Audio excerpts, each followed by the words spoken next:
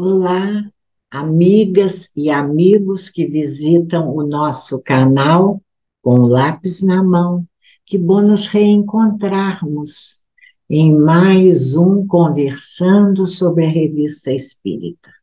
Dando sequência a nossos estudos sobre os artigos da Revista Espírita de 1858, vamos refletir sobre o segundo artigo do mês de fevereiro, Mademoiselle Clairon e o fantasma de Mademoiselle Clairon. Se você não assistiu nossos estudos anteriores, tem um cardzinho aqui em cima, e por ele você pode acessar esses estudos anteriores, outros estudos feitos por nós, sempre sobre a doutrina espírita e o pensamento de Allan Kardec. Muito bem. Essa história que é relatada e analisada por Kardec nesse artigo produziu muito alvoroço à época, por ser Mademoiselle Clairon muito conhecida pelo grande número de pessoas que testemunharam também os fatos ocorridos. Esses fatos são descritos por ela em suas memórias e são analisados a partir da descrição da própria Mademoiselle, são analisados por um comentarista, e esse material é que vai ser, então, posteriormente, analisado por Kardec, quando ele assina o artigo na Revista Espírita. E ele nos explica que a semelhança dos fatos narrados nesse episódio do fantasma da Mademoiselle Clairon, com outros fatos que ele vinha estudando, vinham sendo alvo do seu estudo à época, então é por isso que ele resolve redigir esse artigo. Muito bem. Essa personagem, a nossa personagem, né, Mademoiselle Clairon, era uma artista. Ela viveu no século XVIII e, na sua mocidade, um jovem que é apenas nominado Senhor de S apaixona-se por ela, mas ele não é correspondido, embora insistisse na corte, chegando a tornar-se importuno com a sua insistência, o que leva a Mademoiselle a romper relações com ele. Ele fica muito magoado, sofre muito, adoece e acaba, como diz nas expressões da época, vindo a morrer de uma longa enfermidade. Muito bem. E aí o comentarista da narrativa da Mademoiselle Clairon, ele diz que vai dar a palavra para ela. E eu vou, assim, resumir a história, que é bastante interessante. Eu recomendo a vocês a leitura, porque ela começa dizendo que do momento em que ela o conheceu, encarnados, né, até o momento da morte dele, foram 2 anos e meio decorridos. Ela diz que no momento de morrer, ele pede a ela que vá ao encontro dele, mas ela, por qualquer motivo dos seus trabalhos, das suas relações, ela não pode fazer isso, ele acaba morrendo sozinho lá com uma pessoa, uma velha dama que era a sua única companhia desde muito tempo, não é? E algum tempo depois, alguns fenômenos estranhos começam a acontecer. Vale dizer, isso vai estar contado no final, mas para a gente entender bem, a gente já traz aqui para o início, que ele espera por ela, né, quando ele já não estava bem, ele sentia que ia morrer, e quando ele é avisado de que ela não viria estar com ele naquela hora última, ele se desespera e ele diz: que cruel, ela nada ganhará com isso. Eu a perseguirei, tanto depois de morto, quanto a persegui em vida. E a velha dama que o acompanhava diz que procurou acalmá-lo, mas ele já estava morto. Então ele morre rogando isso, né? Essa promessa de persegui-la depois de morto, da mesma maneira que a perseguia em vida. E aí começam a acontecer alguns fatos estranhos, não é? Então ela diz fatos, e é muito importante registrar isso, que todos os presentes poderiam ser pessoas da sua família, quando os fatos aconteciam em sua casa, amigos, vizinhos, até a própria polícia, diz ela, todos percebiam, registravam essas manifestações físicas.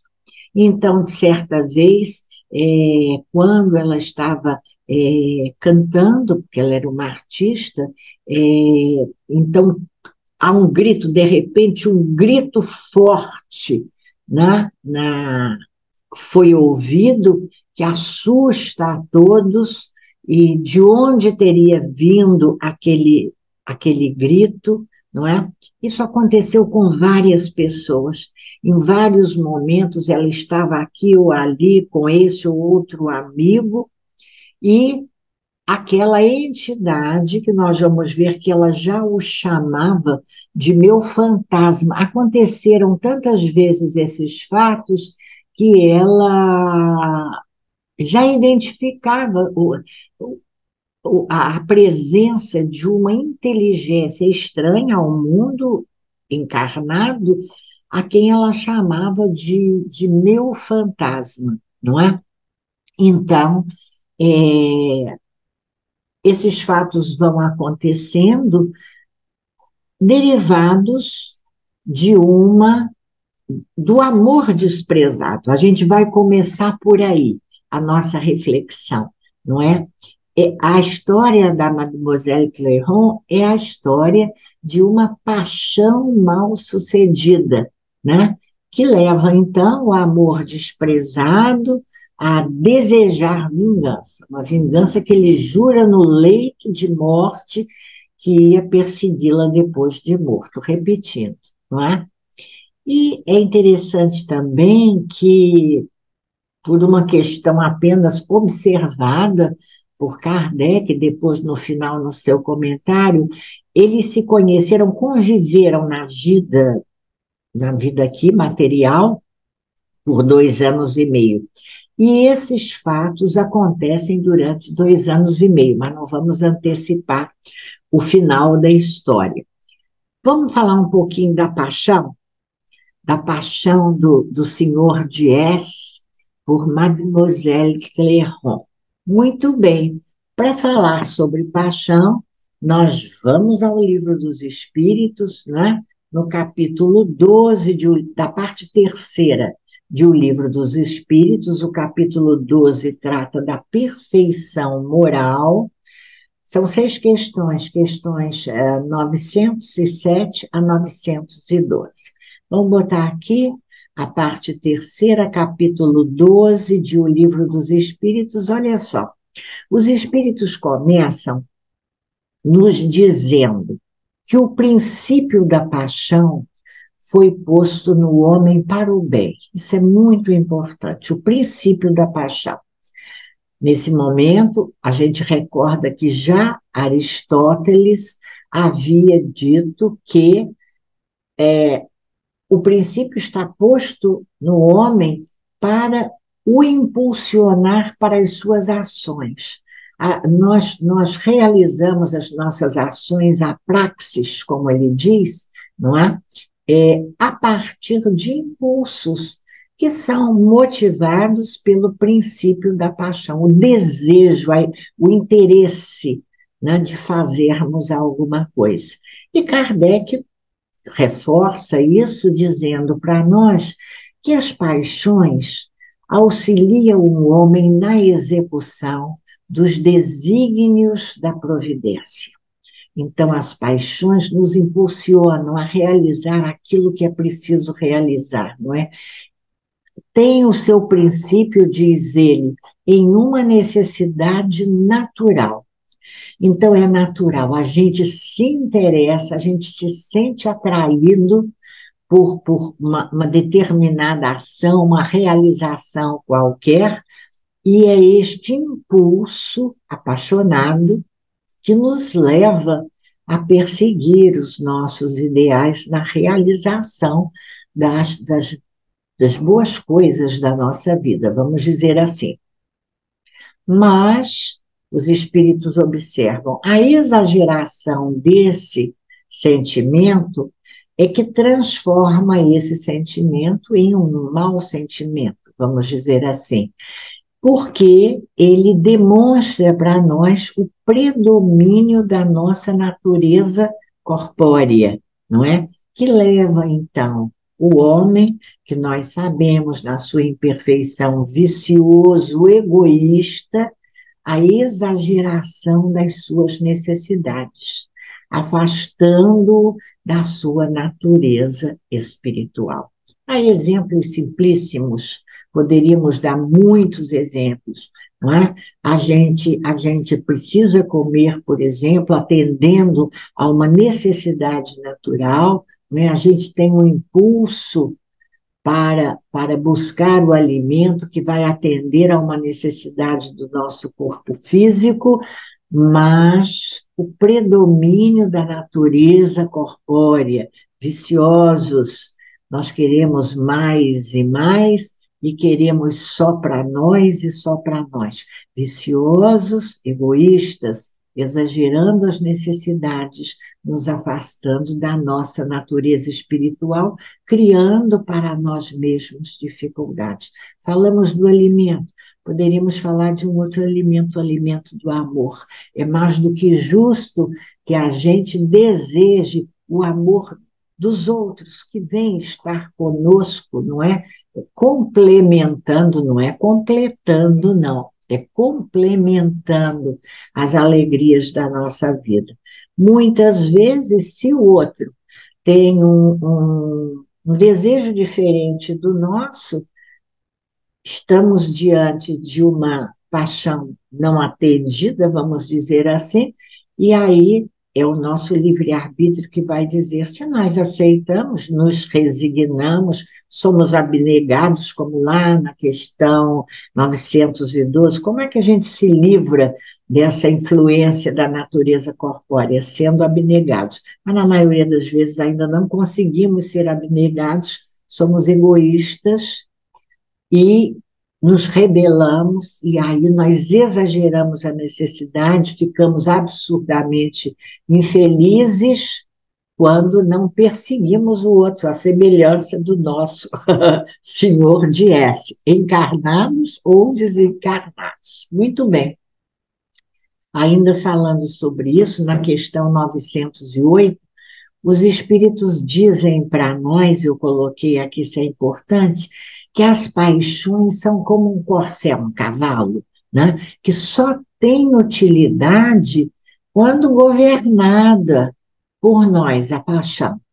E que é perigosa a paixão quando a ordem se inverte e nós somos, então, governados pela paixão. Então, uma paixão se torna perniciosa no momento em que a deixais de governar e quando resulta num prejuízo qualquer para vós ou para outrem, para outras pessoas, não é?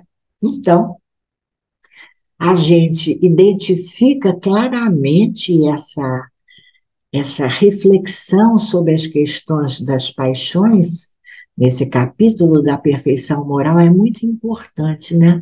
porque nós somos criaturas apaixonadas, né? E muitas vezes nos permitimos esses excessos apaixonados que só nos fazem mal. Enfim, isso daria pano para manga para a gente refletir, mas vamos em frente, porque nós identificamos que foi isso que sucedeu lá com o senhor Diesse. Ele desapontado por ter sido rejeitado pela Mademoiselle, ele vai então manter, Kardec vai nos explicar no final, manter esses sentimentos, não é? Mesmo quando desencarnado, olha o que Kardec diz aqui para nós. A paixão violenta sob a qual sucumbiu o senhor Dies como homem, prova que nele predominavam as ideias terrenas. Os traços profundos dessa paixão, que sobreviveu à destruição do corpo, provam que, como espírito, ele ainda se achava sob a influência da matéria. E no final das questões, há um comentário de Kardec, quando ele fala para nós que as paixões são alavancas que decuplicam as forças do homem, podendo ajudá-lo a cumprir os desígnios da providência, reforçando, mas que muitas vezes, ao invés de o homem dirigir a paixão, ele se deixa dirigir por elas, pelas paixões. Cai no excesso e a própria força que em suas mãos poderia fazer o bem, termina recaindo sobre ele e o esmagando.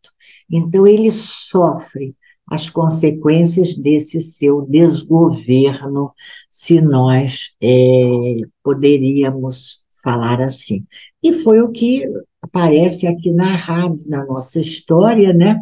Quando ele, aquele homem apaixonado e desprezado, transforma-se no obsessor da Mademoiselle, né, que, como eu disse, o chamava de meu fantasma e o considerava um pobre diabo. Ela continua não dando muita importância para ele, né? E Kardec vai, então, chamar a nossa atenção para esse fato. Ele continua desencarnado com a influência da matéria, afastando-o da sua natureza espiritual, não é? E Kardec ainda lembra para nós que essa influência da matéria, não é? Que os espíritos impuros exercem sobre os encarnados, então, é o que está no Livro dos Médiuns, caracterizado como obsessão, uma obsessão simples a princípio, quando os espíritos começam a se imiscuir na vida dos encarnados para prejudicá-lo ou atormentá-lo muitas vezes, não é? Através de sugestões de pensamentos, a gente vai ver, há um capítulo em O Livro dos Espíritos que fala exatamente sobre isso, a influência dos espíritos na vida corpórea, abordando muito a boa influência dos espíritos na nossa vida, a importância da nossa ligação com esses espíritos protetores, mentores, amigos, familiares, com o nosso anjo da guarda, o nosso guia protetor. Já lá em O Livro dos Médiuns, não é? Nós vamos ver, já na parte final ali, as classificações de obsessão, como essa influência do desencarnado sobre o encarnado perturbando, e muitas vezes com manifestações aí que a gente queria chegar, manifestações físicas ruidosas e obstinadas, palavras de Kardec. Aí vamos lá, botar aqui o Livro dos Médiuns, olha, capítulos 4 e 5 da segunda parte de O Livro dos Médiuns, que tratam sobre as manifestações físicas. Nós já vimos um bocado de conteúdos dessas manifestações físicas. Kardec se dedica a percebê-las, a estudá-las, a refletir sobre elas, nesse início da Revista Espírita, e nós vamos ainda voltar a alguns pontos desse registro, porque em nosso artigo, olha lá que fenômenos foram provocados pelo fantasma. Se você ler o artigo, nós vamos ver que nesses 2 anos e meio de perseguição, de quando se menos esperava, ele aparecia. Muitos gritos, assustando.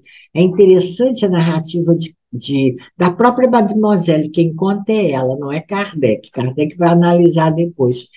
Quando ela diz que as pessoas desmaiavam de susto com aqueles gritos inesperados, depois ele passou a fazer ruído de tiros, que causavam, inclusive, impacto naqueles que estavam ali presentes. Todos percebiam barulho de tiros.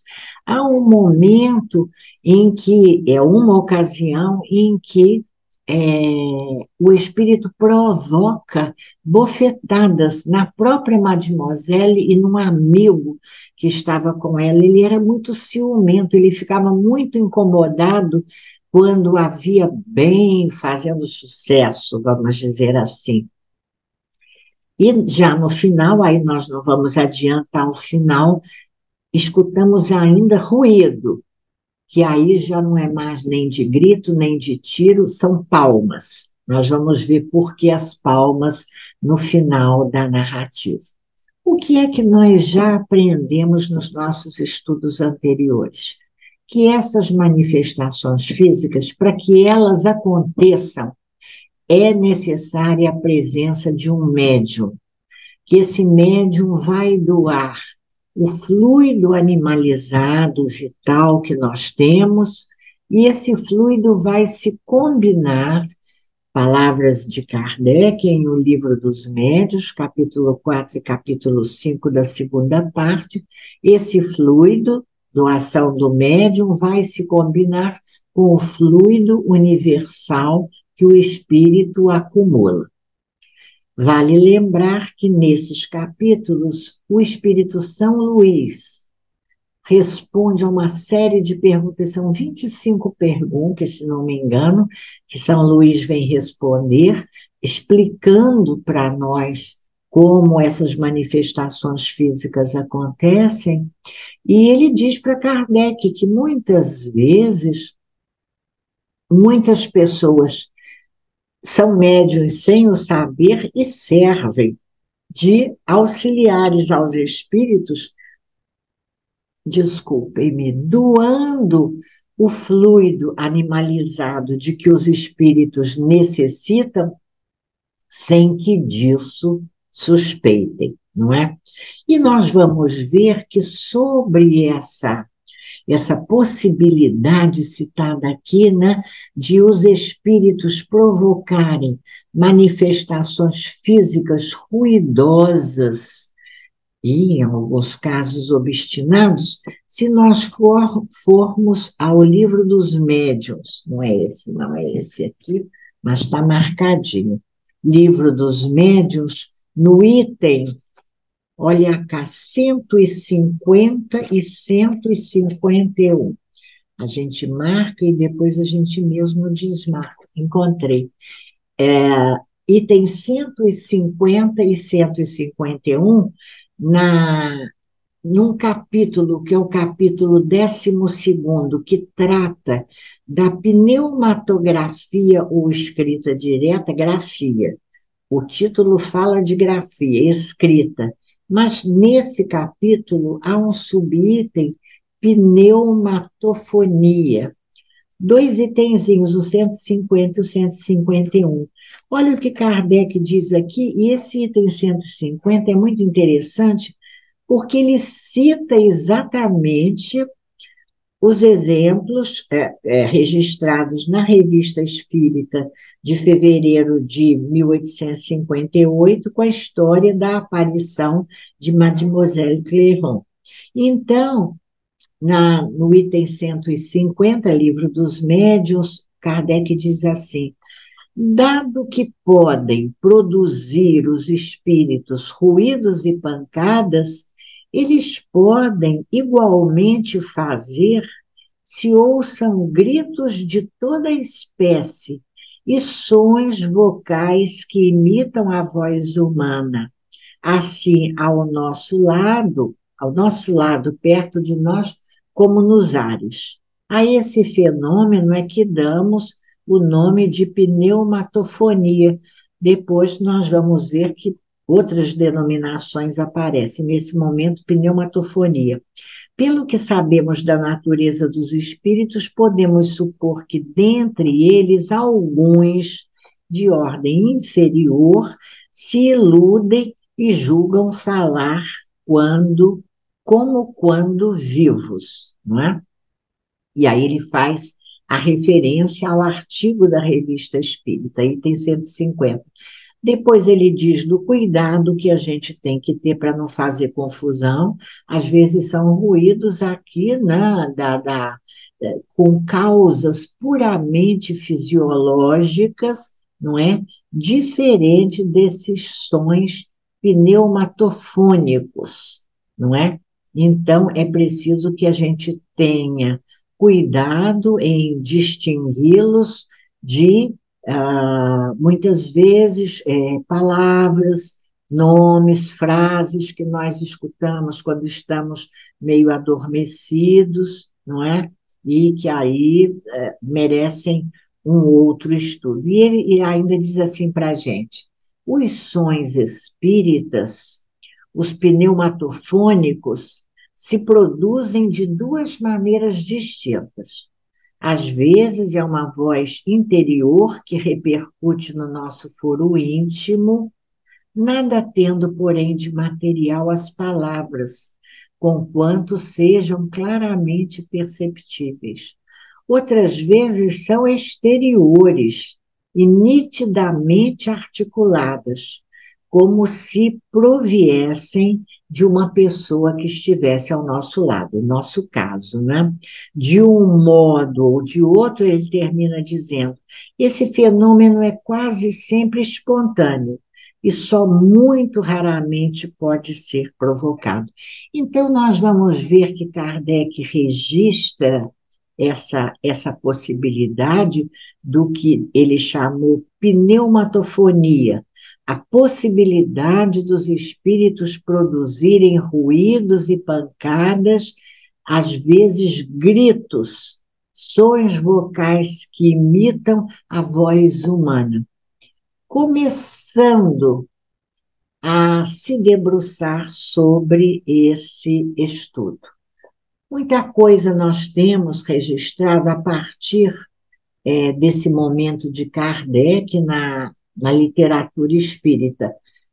Vale só lembrar, não é tema de nosso estudo de agora, que André Luiz fala, Missionários da Luz, eu penso, há um capítulo em que ele fala de gargantas ectoplásmicas, né, que são criadas, se me recordo bem, Alexandre explicando a André Luiz.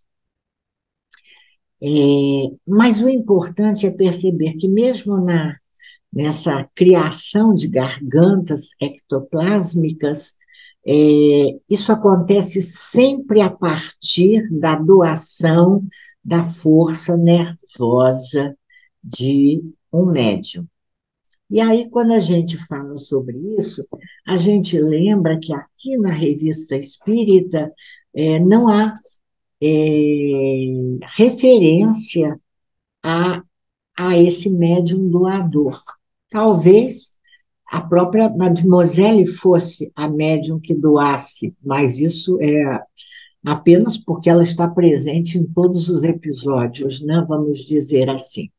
E aí, terminando já aqui o artigo, nós vamos ver que o comentarista, né, que não é Kardec, aquele outro primeiro, ele faz uma análise, né, da narrativa da Mademoiselle em suas memórias, e ele diz que, para alguns, esses fatos podem ser discutidos, né? A autenticidade desses fatos pode ser discutida, até porque, aí ele vai argumentar, né? Quando ela faz a narrativa, ela já tinha 60 anos, e os fatos se passaram quando ela era bem jovem, 20 e poucos anos, né, como ele coloca, de que há nas memórias dela o registro de que, em pequena, não é, ela já era vítima do que esses detratores poderiam considerar uma ilusão, não é? E, mas ele aí discute se é ilusão, mas uma ilusão partilhada com tantas pessoas, até mesmo com a própria polícia. Puxa, se é uma ilusão de um, né? Mas todos, em todos os episódios, escutam os gritos, escutam os tiros e, vamos ver, escutam as palmas. Então, o próprio comentarista diz que aí, então, não é nada surpreendente que nós aceitemos como provável que sejam manifestações espíritas, não é? Principalmente se considerar, ele termina o seu comentário dizendo, a promessa feita pelo espírito, né, pelo senhor Dies, de que ia persegui-la depois da morte. E aí Kardec comenta o fato e comenta as palavras desse comentarista, lembrando, como nós colocamos, a questão da paixão, né? Lemos o trechinho aqui. Kardec chama a nossa atenção para a condição desse espírito, né? Ainda um espírito que lá, lembra a classificação anterior da escala espírita que estudamos? Ele não era um espírito mau, mas certamente um espírito ainda numa condição de inferioridade, não é? Com sentimentos pouco elevados, não é?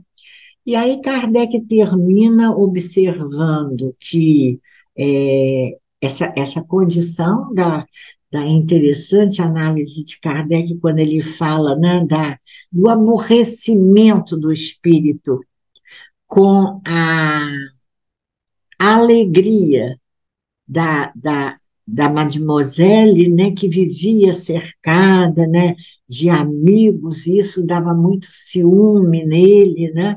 É, a felicidade dela o incomodava. Há uma questão no Livro dos Espíritos, talvez Livro dos Espíritos ou no próprio Livro dos Médiuns, é bastante conhecido, quando diz que esses espíritos, escala espírita, estou lembrando agora, que esses espíritos ficam incomodados com a felicidade dos bons.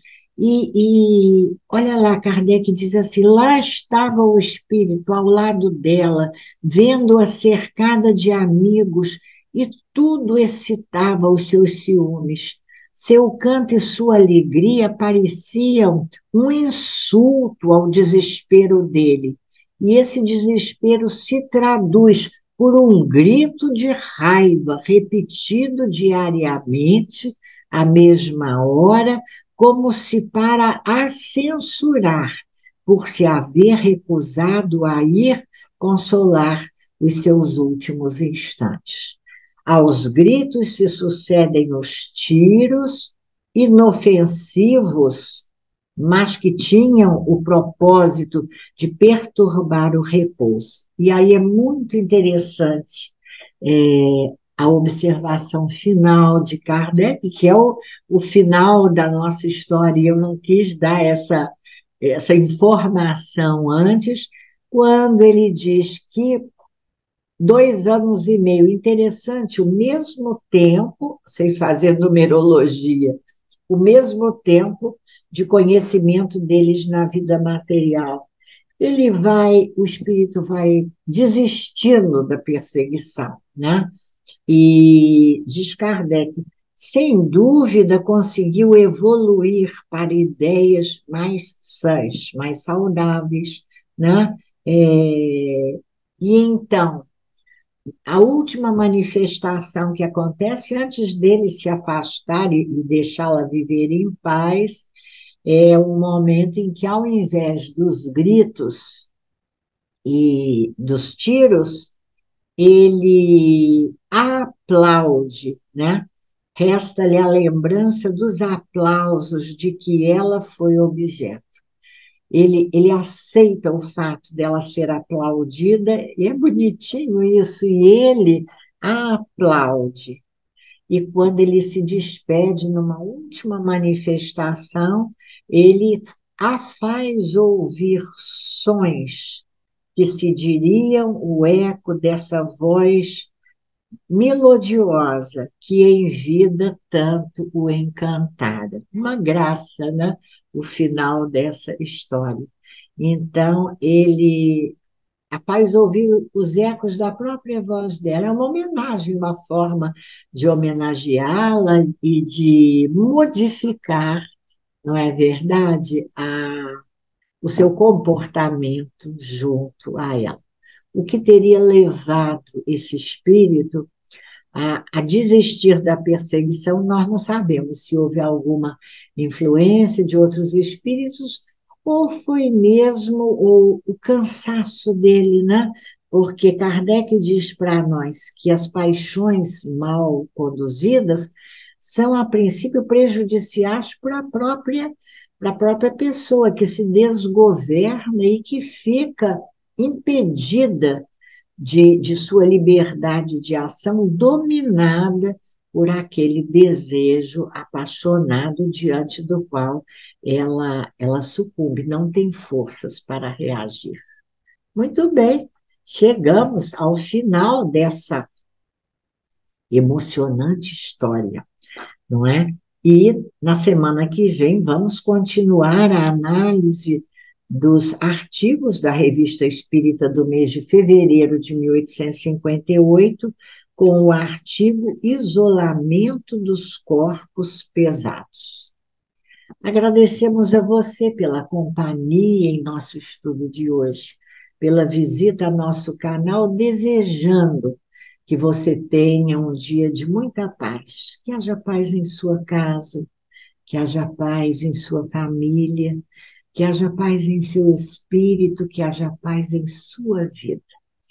E que nós possamos nos encontrar aqui na próxima sexta-feira para mais um Conversando sobre a Revista Espírita. Até lá, então.